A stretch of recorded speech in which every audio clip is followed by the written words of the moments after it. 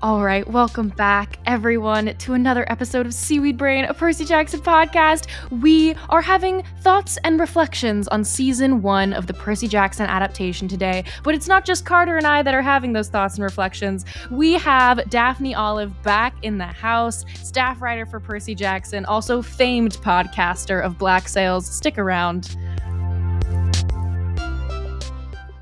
Yeehaw! All right. Good evening, everyone. Hi, Carter. How are you doing? Hi, I'm doing well. I'm excited for today's conversation. Oh, good. I'm Erica, and we are joined by Daphne. What is up, Daphne? Hey, it's so nice to see you all. I've missed you. How has everything been for you since the last time you were here? It's low-key been months. You did the Old Man season 2. Percy Jackson is ramping back up again. Black Sails hit Netflix. You had a birthday. How's it going?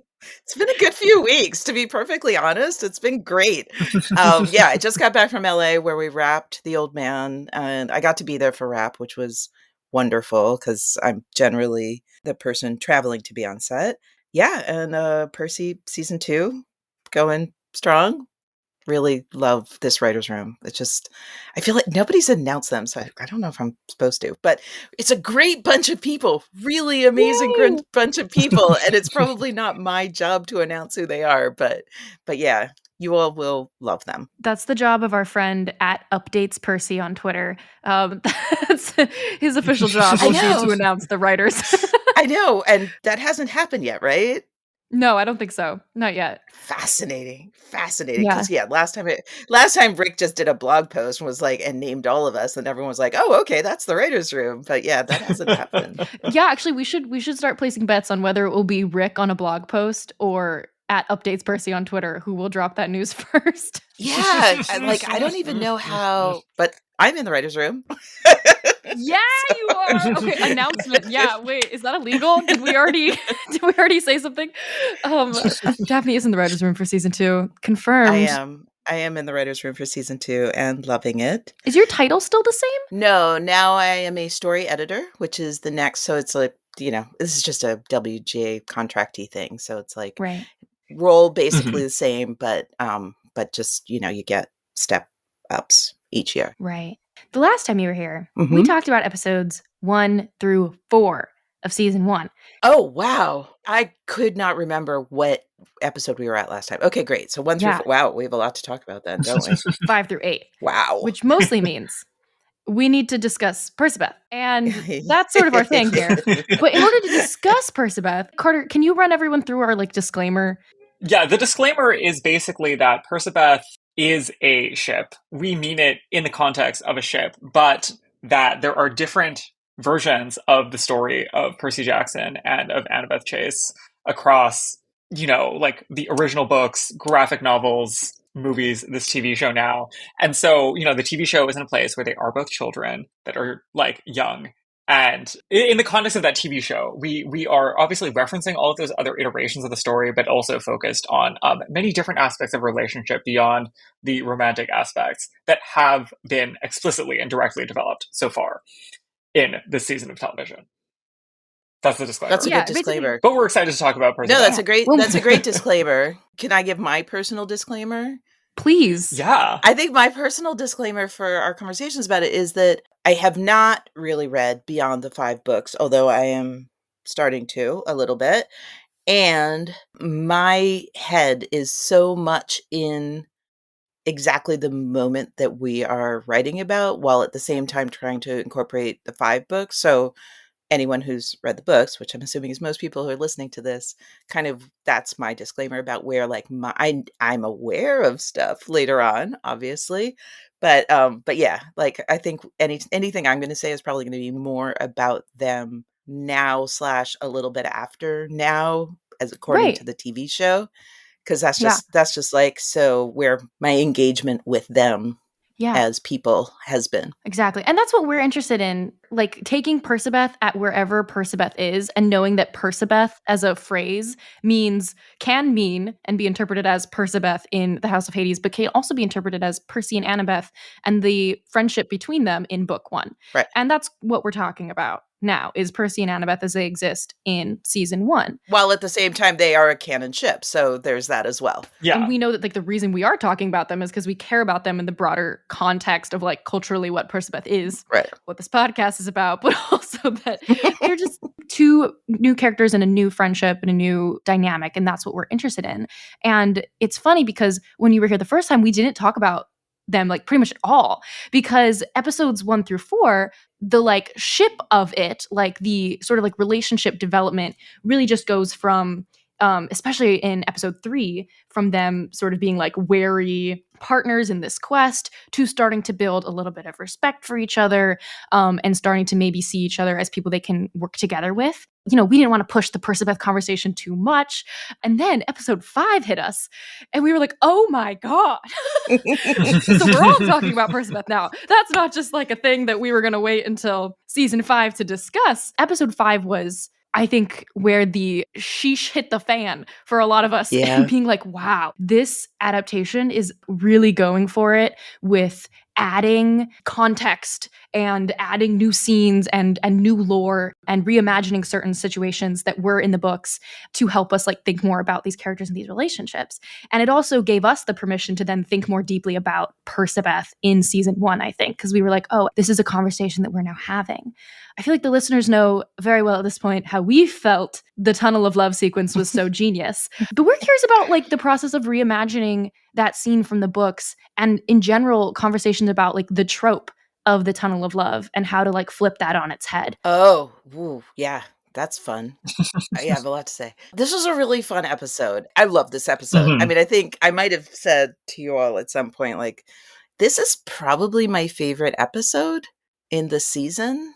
Partly because I like how it worked, partly because it's just like, it was really fun. It just felt for me like a really satisfying collaboration with everyone.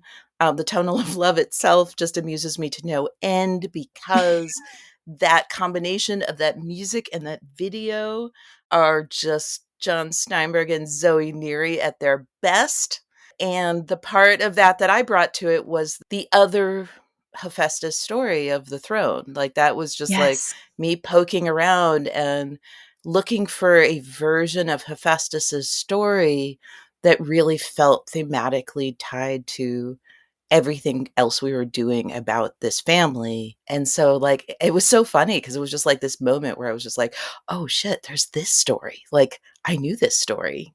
And like, this really fits. And like, the part of Hephaestus that has always been most interesting to me is how he's an outsider.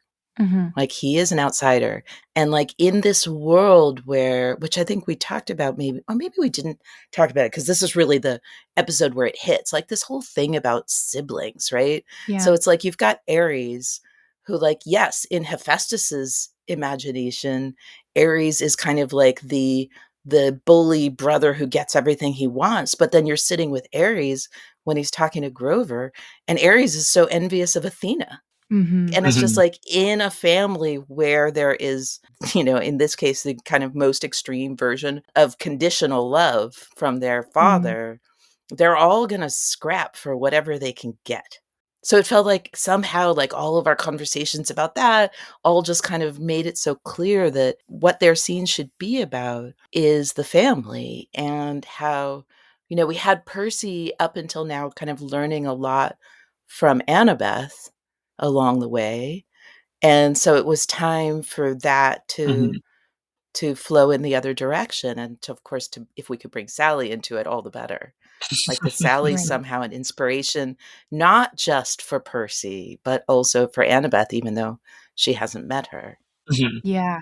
So yeah, it was great fun. And also, I mean, on the other side, the Grover, I don't even know what to say. Like, those Grover Aries scenes were like better than we ever imagined.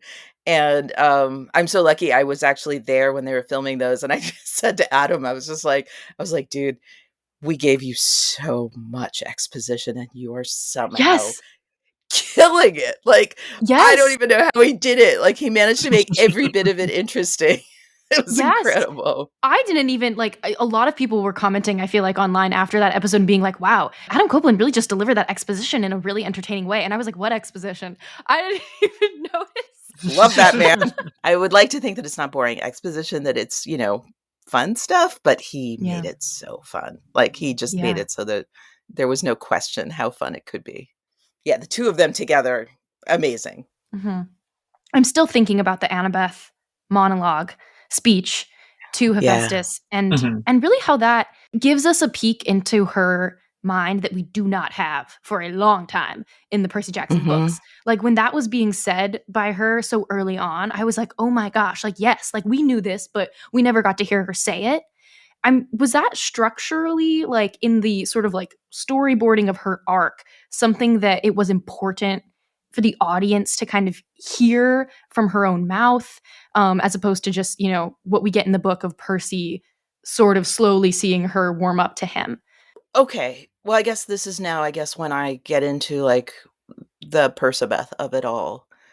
I mean, not just them, but, like, this was, it was funny. Now I'm remembering, like, that we didn't talk about any of this stuff at all. Like, how I see good relationships in real life and in story. So again, I'm not going to exactly speak of this as a romantic relationship, but it's also not a romantic relationship. And maybe I'm exposing the fact that I personally don't actually, someday, if we ever want to, like, talk about black sails, that's a different place where we can talk about this. The line between romantic relationships and not, I see relationships as, I guess, what I'm trying to say, both in story and in life. And so the kind of relationships that are interesting to me, both in story and in life, are ones where each person, when meeting the other, learns avenues of living that they maybe didn't know before. Yeah. Which is a version of learning and growing. It's like you're walking down a hallway, and then a person opens a door where you didn't see a door before. And you could walk through that door or not, and you could struggle to, like, decide whether to walk through that door. But those are the pairings or groupings of people that are the most interesting to me, again, in real life and in story. And so that is a version of them overall that we talked about from the beginning. Like, this idea that each of them learns from the other. And not just, like, learns facts or learns, stuff like that, but, like, learns new ways of being. Oh. So, yeah, so that's what I'm saying. That's why I was like, it's like, I'm happy to talk about them because I think that's true in season 1, and I think that will continue to be true of them. And that's true when they're friends, and that's true when they realize they want to be something else. But it's still true. Like, that's what's so beautiful about them is, in the main structure, this idea that, that he was of the human world and she was of the godly world, and both of them felt resistant to the other side of themselves. So they were opposites in that way, where they could help, each one could help the other one essentially accept a part of themselves that they had been less comfortable with.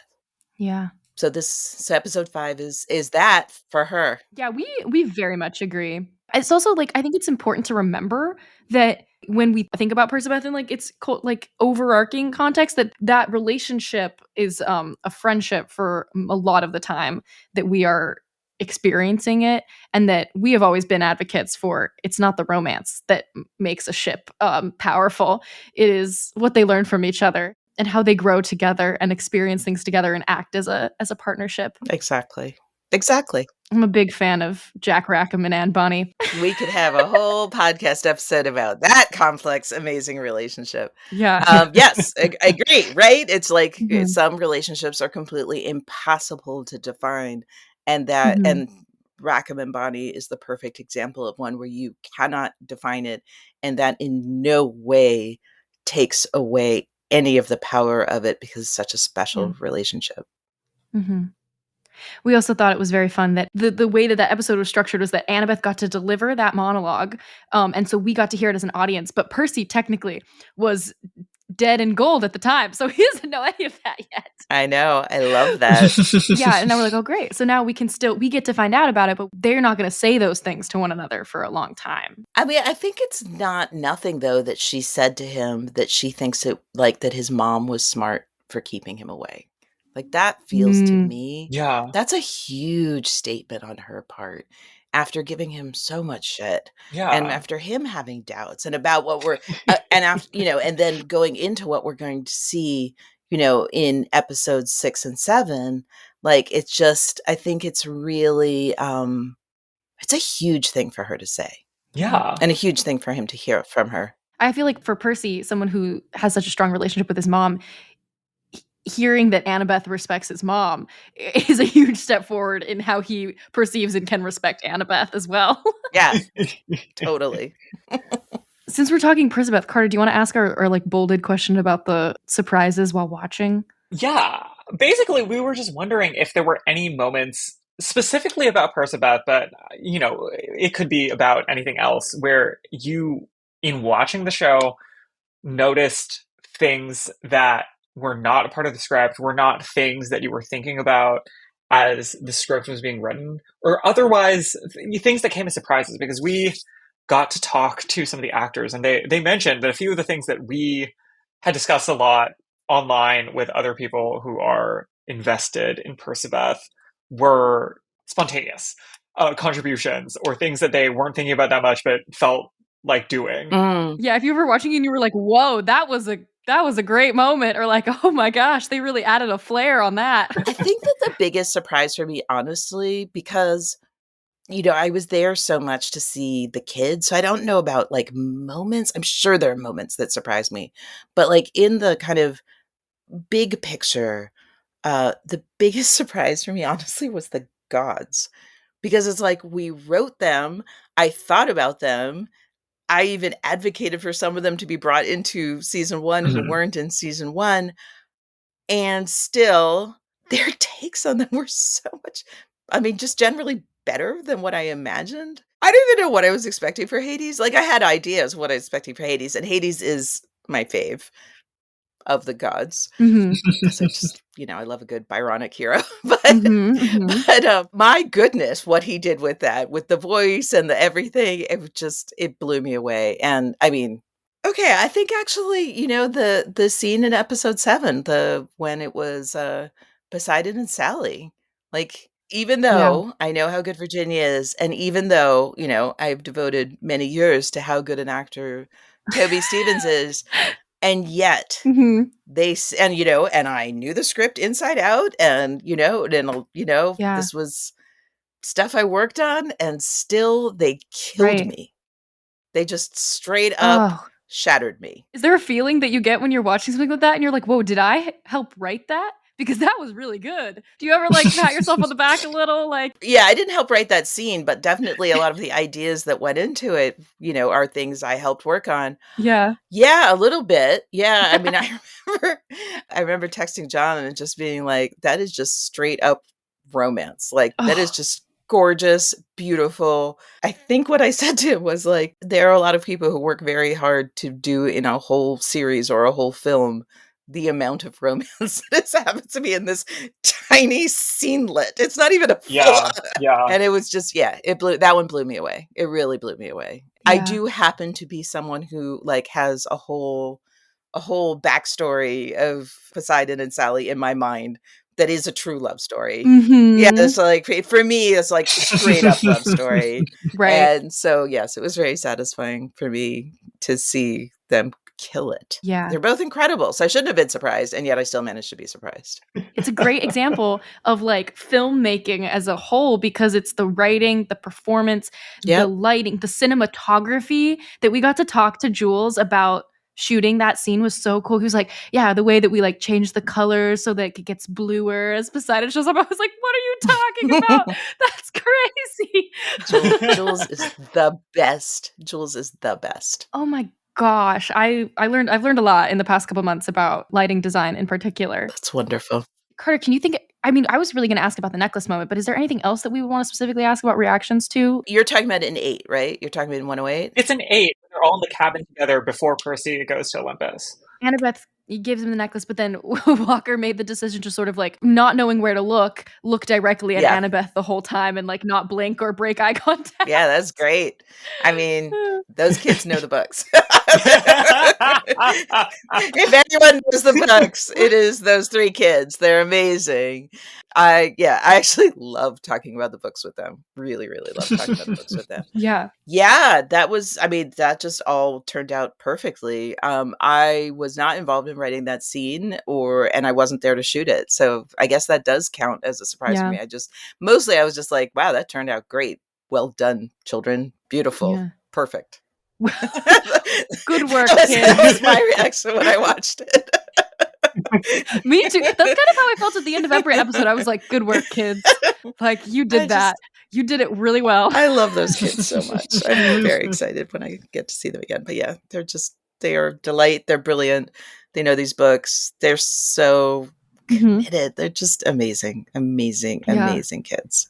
Should we do the customary, like, do you have a favorite Percy and Annabeth moment from throughout the season? Well, I mean, honestly, the Tunnel of Love is my favorite it's my favorite for all 3 of them. Like, I think all 3 characters and all 3 actors were just destroying it. They're just perfect. Everything was great. And it felt so fun for us. Like, it was a fun adaptation episode too, because it's like so much of what we did is exactly what I think, what my ideal adaptation situation is, where it's just like stuff that isn't necessarily in the book, but is so deeply rooted in the book. It's just like, it was just a moment where we really dug deep into the story inside of the story. And so it's like, it just felt so fun and beautiful, because it is such a beautiful book and a beautiful series. And it's just like, it's so fun sometimes to come up with stuff that feels like it's honoring the story that Rick wrote. Definitely. Okay, Carter, episode 8. You want to dive in there? I mean, I don't think it's going to be a surprise to anyone that Luke is very important. Luke's actions are very important. Luke's my guy. We are Luke understanders. I'm a Luke lover. Luke campaigner. Luke promoter. The question, as it's written down in our little notes document, is basically, were you worried about overshooting the mark and making Luke too sympathetic, too correct, and having that throw off the balance of the rest of the series? Because I think that for most people, he does come away from this looking deeply sympathetic, looking pretty good, which we love. And specifically with regard to our like protagonist, like somebody who is genuinely concerned about their well-being and trying to make things better for them. Am I worried about overshooting the mark? Always, in many ways, not just that story. Like, it's always, I mean, this is also part of adaptation. It's just like constantly worrying about the whole series, the series as a whole, and making sure that we're not, I feel like I'm just constantly on butterfly effect duty. So yes, always worried about overshooting the mark. I personally think, and maybe this will be fun for Erica, especially now that you're almost done with Black Sails.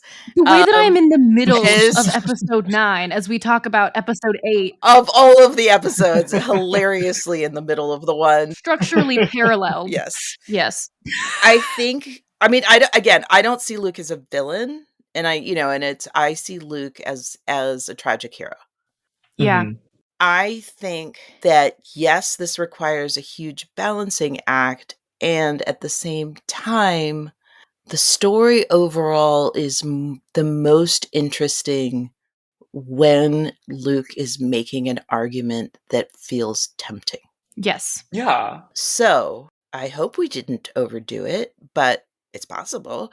And this is a thing we will continue to monitor, of trying to calibrate that where Luke feels like a person, that you could understand. Because the minute a character veers outside of the realm of making choices I can understand, then the story becomes too simple, and I will lose some engagement personally. Like, as a viewer, that would be my experience. Yeah. So Mhm. that's, Yeah. so there's like me as a person who loves Luke and loves that I love tragic heroes very, Yeah. very, very much. And me as a person, helping to manage this overall story, trying to calibrate that. Those are, I guess, two separate parts of my answer. Yeah. I think that this series is a conversation about power and hierarchy and fairness and how Yeah. our flaws, fatal or otherwise, can get in our way of doing Mhm. what's right sometimes. And I think that Luke is an essential part of that conversation. And we're lucky to have Charlie playing him, and we're Yes. lucky that we can know where he's going. Yeah. I guess I don't have to speak in Mhm, non-spoiler mhm. talk, but Yeah, we not here. we do know about the great prophecy, and we know how it's Yeah. going to play out. And so so it's just a gift to always have that in mind when Yeah. telling his story, right? It's Mhm. just like it's just Yeah. the irony of it all, of like him Yeah. doing all these things and making all these choices, never knowing that the prophecy is actually about him. Yeah. Yeah. And always wanting to have his own, you know? Right, always wanting to be the hero when in Yeah. Mhm. fact he is the hero in the worst way possible. Yeah. Yeah. Ugh, and I told myself that we were gonna talk too much about Black Sails because that really is Phoebe and Emily's bag, and if you want that, you must go to Monster Donut. But, like, I am really Absolutely, and watch Phoebe's video. Oh, another and watch thing I Phoebe's need video to, essay. which is brilliant. Perfect. It is perfection. Like, I think what that show does so well in the writing and the structure of it is that everyone is sympathetic, and that, like, there Yeah, is no villain in with a capital V whose motives you don't understand and who isn't working towards something that they care about and that everyone could see as being reasonably important, but that ultimately, Mhm. like, if there was to be a big bad, that big bad would be like colonialism and right. therefore blame Zeus at the end of the day. Yes, blame Zeus at the end of the day. Right. Zeus is, in Black Sail's speech, Zeus is civilization, although so is Kronos. I mean, that's the irony Yeah. in this, is that these Yeah. kids are caught between a bad dictator and a bad dictator, basically. Like, Yes. Yeah. I Yeah. think nothing about the original 5 books of Percy Jackson is black and white at all, and part of the reason why we love it right, so much is because there is so much gray area, and more gray area than is necessarily trusted to kids a lot in children's literature and children's media, but Mhm. I already feel there being even more gray area in this adaptation, and that's what we're so excited about Luke becoming more sympathetic and everything, and just in general that whatever is slightly more black and white about the books is just kind of being, like, ripped to shreds basically. Like how, like, Luke did not try to sick a scorpion on Percy. It's much more complicated than that. And right, it feels like where we're going is going to continue to be more complicated, and that's just so beautiful because I feel like it's trusting the audience to be able to hold all of those truths at once and to be able to follow both of those characters of Percy and Luke going on their journey and not necessarily knowing which one is the one we're rooting for at any right. given moment. Well, and it's not just trust your audience, it's like, want your audience to have the most fun possible. And, Yeah. in my eyes, fun is like Yeah. emotionally Yeah. engaging with the story on many levels. The scorpion thing is an interesting one because, I mean, we talked a lot about that Mhm. because, again, I've never really asked Rick like the timeline of when he came up with the great prophecy, but Yeah. my assumption is that it was not in the first book, and it was one of those things where it's like, if you take the 5 books into account, it's a different kind of choice on Luke's part to do the scorpion because Kronos Yeah. wants Percy. Yeah. Kronos needs a child of the big 3. Yeah. So, if you take the 5-book series into account, trying to kill Percy in that moment would have been for Luke like a really big rebellion against Kronos. You see what I'm saying? So it just has Yep. a different feeling to it. Yeah. And and that's one of the benefits of adaptation, is that in this case is that we have the 5 books. So Yeah. we can kind of like a little bit readjust stuff so that there's like a continuity throughout the Yeah. books, even though when a person writes a book or writes a TV series from scratch, when it's not an adaptation, like, you do sometimes write yourself into corners, and then you're like, Mm-hmm. So we have the benefit of Yeah. knowing where things are going, so we can kind of like, sand down those corners a little bit. Yeah. Yeah, yeah, for sure. I just think everything about the way episode 8 is like, it's not just the fact that Luke makes that decision, it's having the framing of the episode begin with the other sword fight, but then also like having the fake out ending with not even a fake out ending, but like a moment of almost equal levels of tension that is emphasizing that like Zeus is the most frightening entity for like, and the most dangerous for Percy's personal safety, like entity that we are ever going to encounter. Can we tell Daphne what J. Maya said on our music episode?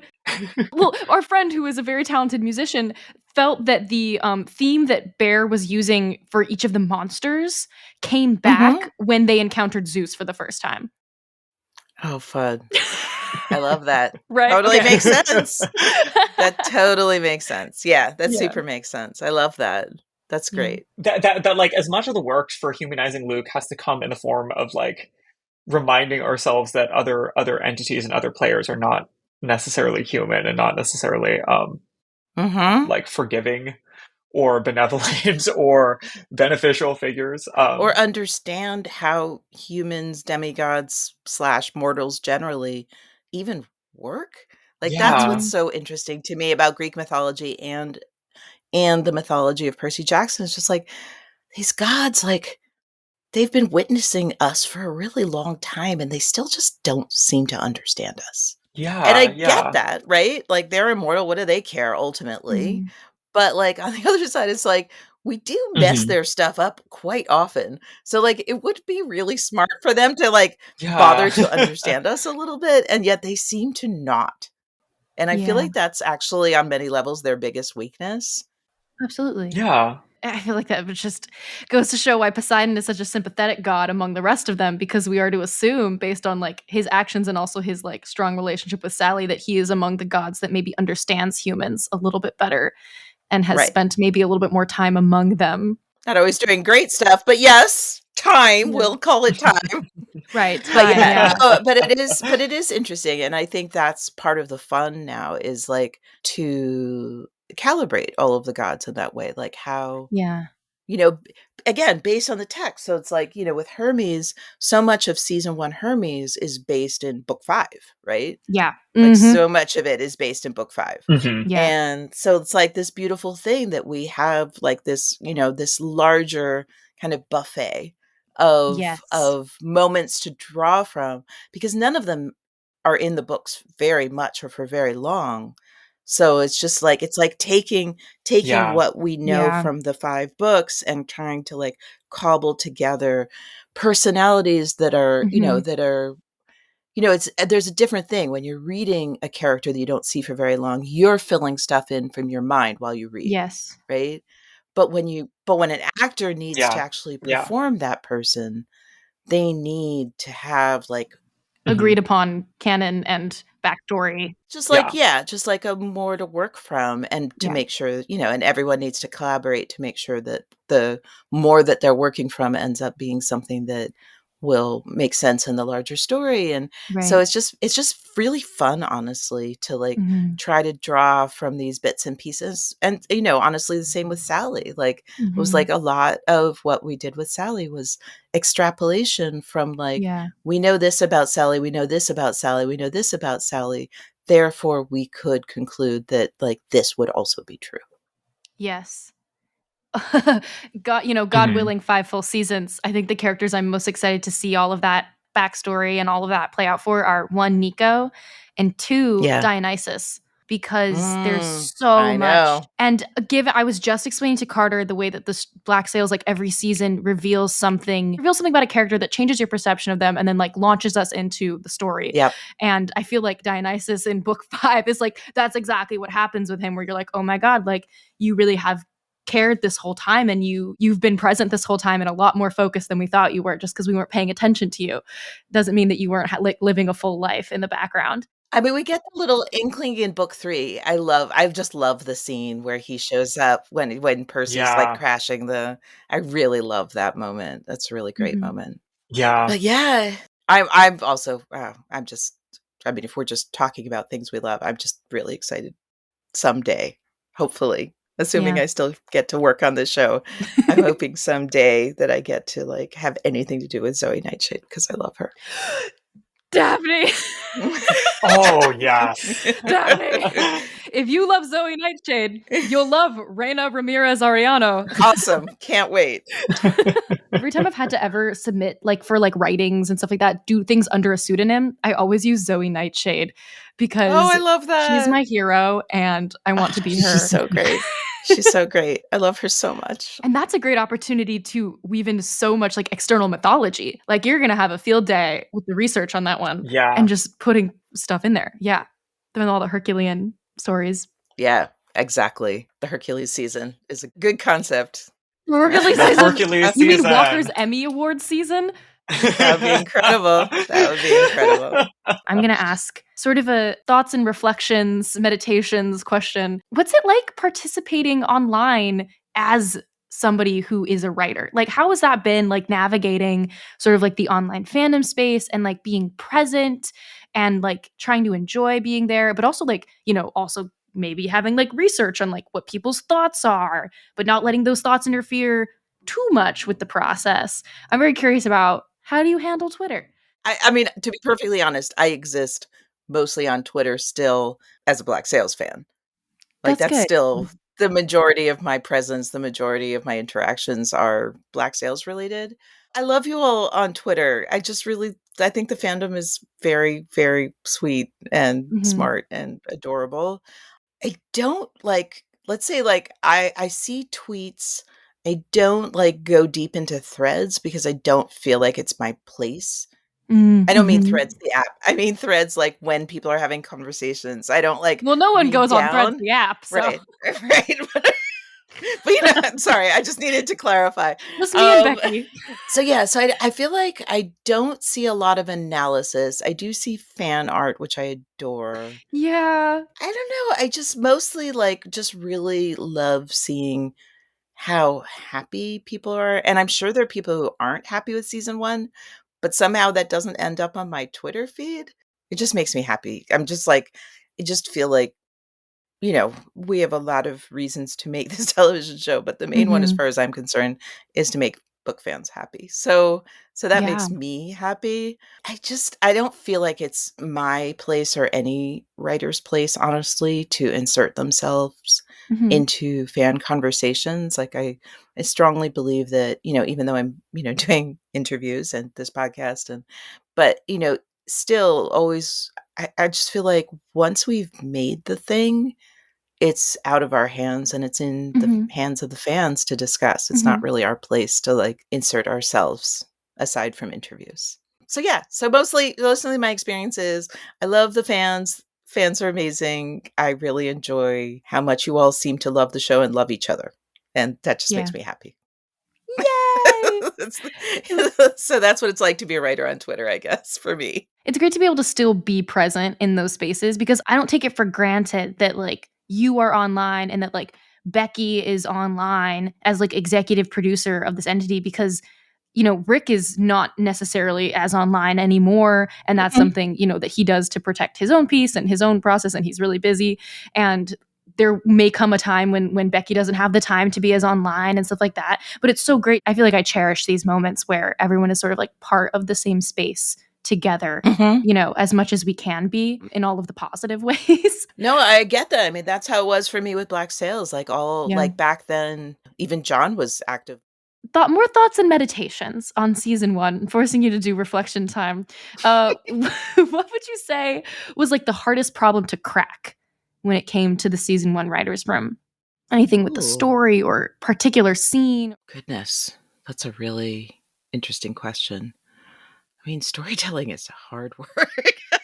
You're like, it was all hard, actually. Well, I mean, honestly, that's true. It was all hard and it was all great and I loved it all. And it was just like a lot of times just like staring at a wall, trying to figure out how to get the things we want into a structure that works.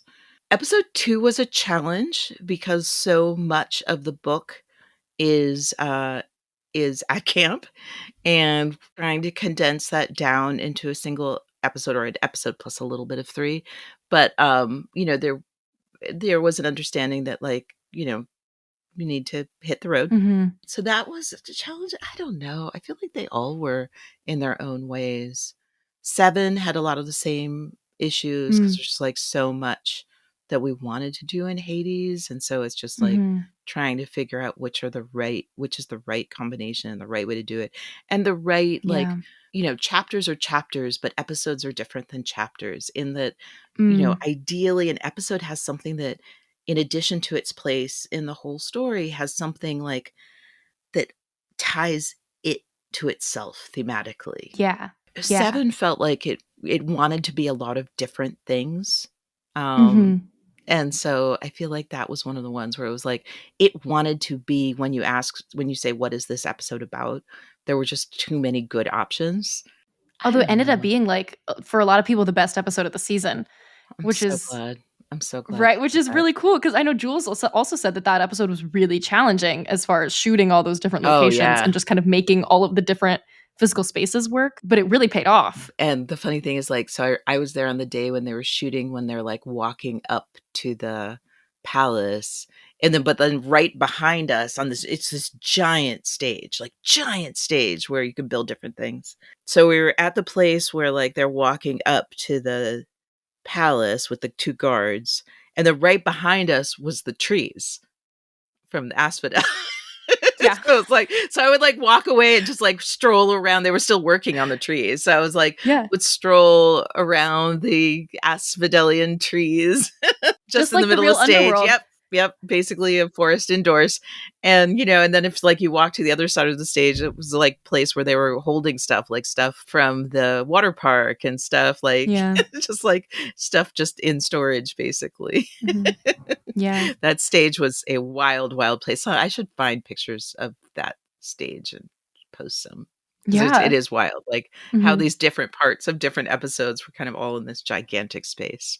Yeah. And I think the concept of chapters are different than episodes and trying to make each episode have its own thematic structure makes a lot of sense. Exactly. In adapting a book to a TV show, that seems like it would be kind of the central problem to crack is how do we structure everything and make everything make sense in the form of television. Exactly. In an episodic Yeah. form. Because a chapter, you just go to the next chapter. It doesn't need to like, it doesn't need to have a special opening and a special ending the way a television Yeah. episode do. I think we talked about Grover like a little bit the last time you were here, but I do have to, and I can speak for Carter and I both since Carter had to hop out. I think one of the greatest successes of season 1 and of the adaptation is making us like Grover.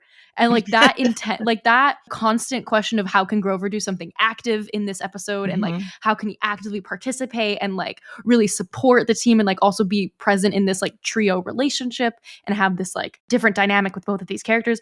All of that just lent itself to us feeling like Grover was a really true, real person who we knew and also who we loved for the first time ever, truly, because we were always sort of like Grover neutral. And now we are Grover stans. That's amazing. I love that. I mean, obviously a huge part of that is Aryan and just his brilliance, his comedic timing, his everything. Like he can do everything. And so that's, all you could ever ask for.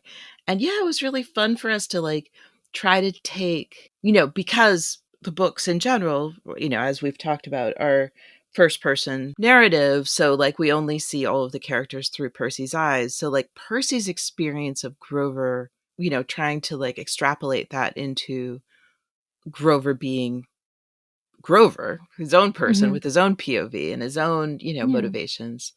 And, it always comes back to his empathy, right? Like, cause that's his superpower. And also I think that's a good way to understand his fear. Like he expresses a lot of fear, like his tummy ache anxiety. right, exactly. And like, so that comes from a place of caring. So I think that was a really fun way to kind of extrapolate him into someone that, that we could understand in that way. It's just like all of his traits really come back to the sense that like he cares a lot. And again, Oh my gosh. he's gonna change, like I love in the 5-book series how Grover is like, I love you all, I'm part of your story, but I also have my own story. And I really love that about his 5-book story. So like keeping Yeah. that in mind too is really great. It's just like he needs to have his kind of integrity as a person who's part of the team, but also has his own identity, his own selfhood. And because he does kind of disappear, not disappear, but because he does separate from the Mhm. trio, so, immediately basically after this, I think Right. that developing of his own integrity just makes that a little bit more of a believable and understandable separation as opposed to where did Grover go? Like he was just Exactly. here. Well, and that's a funny thing about adaptation too. It's like when Grover started having all these motives that were outside of Percy's understanding of him, like that was a surprise for Percy. But if you're Mhm. just building Grover's character, it's not a surprise for Grover. You know what I mean? Yeah, I feel like I'm really more so than ever getting a peek into how the 12-year-old boy brain works because it's like, oh yeah, all of these things that I'm learning are the things that the 12-year-old boy brain did not process Exactly. in the Lightning Thief. Yeah. Like, oh, Grover has his own Exactly. thing going on? I didn't notice that. Exactly. Right. Annabeth respects me? Right. Also didn't notice that. She's so mean to me. Right. No, it's great. It's really, I mean, it's just, yeah, it's been such a treat to think about all these characters as their own people. I mean, Percy too, right? Like, because he doesn't necessarily have a full perspective on himself when you're in his first person narrative, right? So Yeah. like the version of Percy that we work with is a slightly different version than Yeah. the Percy in Percy's head. Percy's a lot smarter than he gives himself credit for, I would say. I think Percy doesn't give himself credit for a lot of stuff, right, that we Yeah. want to give him credit for. I haven't thought about that in the context of his character as well, that we see Of a different course. side of him and him through other people's eyes. Right, because your friends see you differently than the way you see yourself. Yeah. And somewhere in there's some objective truth, I don't know, but, but Yeah. that's kind of what we're trying to create is some sort of more objective truth of who Percy Jackson is than the version Yeah. he imagines himself to be. I have a last reflection question for you, which is any great lesson that you learned coming out of season 1? Any Mhm. great lesson that was sort of learned out of the season 1 writers room that you are carrying into, the future of your work in writers rooms? I mean, a personal one for me is that it turns out, I haven't been a writer for very long and I used to be a jewelry designer, so I've worked by myself. So it turns out I really like working with other people. That was a huge surprise to me as someone who spent most of her adult life working alone. That's special even for writers because not all writers work in a room with other writers. Right. TV is special. TV is special. It's really collaborative storytelling is fantastic. It's really it's honestly so much fun. I think that means our very last, final question is, Daphne Olive, do you believe that Persebeth, in all of its iterations and definitions and cultural significances, is the greatest love story ever told? Love being greater than just the romantic, but extending into platonic partnerships. I think platonic is too simple a word for it because I think I love know. I story think is all encompassing. platonic has always struck me as kind of a weird way to talk about love because I just think, again, I said this in the beginning, I think love in relationships is so much more complex than like if we say platonic or not platonic, I guess we're somehow prioritizing people who like have physical romance. And I just don't, I mean, physical romance is great, but I just don't see that as somehow making romance greater than Yeah. other types of romance. But I do feel I romantically love all of my friends. I really exactly. I Exactly. completely It's agree. just like, I mean, I value things. I mean, again, someday if we talk about black sails, or I guess I do say stuff like this on my podcast, like I just think that who is family to who are partners with Yeah. whom, these are the things that I think ultimately are more meaningful. So back to Percebeth. I'm not avoiding the question. I think that they have the structural and also emotional elements of the best kind of romance. I don't know if Yeah. I don't like because I have ones from my fandom that I'm tied to the way you all are tied to that one. So it's hard for me to Yes. say that they are the greatest romance ever, but I do think that they have all of the elements of what makes a truly great romance. Again, friend romance and romantic romance. So that's what I have to say about them. That's one of the greatest answers we've ever gotten. For real? I Well, love it's that. just so in line with the thesis of what we're saying, which is that structurally, like, they have all of the ingredients that make the greatest story. And what makes it the greatest story ever told for us is our personal attachment to it. But there's a follow-up question to this question, which is, name the greatest love story ever told for you personally. Oh, Or several. goodness. I'm out here shipping Silver and Flint, so You are not alone. It's you and most of the Black Sails fandom. I don't know if I can answer that. That's so interesting. I mean, Jack and Anne are definitely up there for me. And Yes. anyone who hasn't watched Black Sails will not understand the complexity of that answer. Because, like I said earlier, it is extremely hard to quantify what their Mhm. relationship means. For me, I've never seen a love story like that in media ever. And I think that it's really valuable. And a lot of people, if you are interested in queer love stories and you're listening to this podcast, that's another great reason for you to watch Black Sails, because that's a relationship dynamic I've never seen explored on TV, and it really rocked my world. Exactly. What I love about relationships in Black Sails and queerness in Black Sails, is that both the relationships and the queerness in Black Sails take so many shapes beyond the ones that normally show up in television or film, Mhm. that it ends up, to me, feeling so acutely and desperately human, because our relationships are not clear cut, and our sexualities, even though some people want to claim that they are much more complex than anything that can be pigeonholed. And that's ultimately why there's a million reasons why I love Black Sails, but one of them, probably the main reason, is that the relationships and ways of being of the characters are so impossible to pin down in ways that I think touch us, because it's so similar to the way we are that way, that all humans ultimately are. So yes, Percabeth, yes. And for us, it's actually Anne, Jack, and Max. Max. So I just watched one of the greatest sapphic yearning scenes I've ever seen in television. Towards the end of season 4 of Black Sails, I had to stand up to watch it. 408's a special episode. I was freaking out. Well, there I did. I said I wasn't going to talk about it, but we've talked about it, so We talked about it a little was bit. inevitable. It's okay. It was inevitable. Mhm. Yeah. Oh, I think that covers every single base of all of the questions we needed to grill you on. Amazing. Thank you so much for coming back so we could talk about the last few episodes of the season, and especially making time, because I know y'all are busy. You're amazing. Thank you, Daphne. Thank you so much for having me. I've really enjoyed your podcast so much. Daphne, would you like to promote your podcast and anything else? Yes. Well, Black Sails is on Netflix now in the US. So if you're listening from the US and you're not a child, you should watch Black Sails. I keep wanting to add that. It's very mature. Yes. But yes, you should watch Black Sails, and then you can listen to my podcast.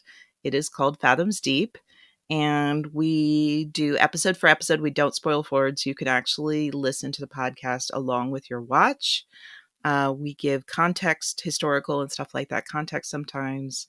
I haven't listened to my own podcast for many years, so I don't remember what I said really, but I hope it was good. Mood. Serious mood. I get that. Whenever someone starts our podcast from the beginning, I'm like, are you sure you want to do that? Watch Black Sails. It's on Netflix. Yeah, watch Black Sails. What's your excuse? You got none anymore. And we'll see y'all next time.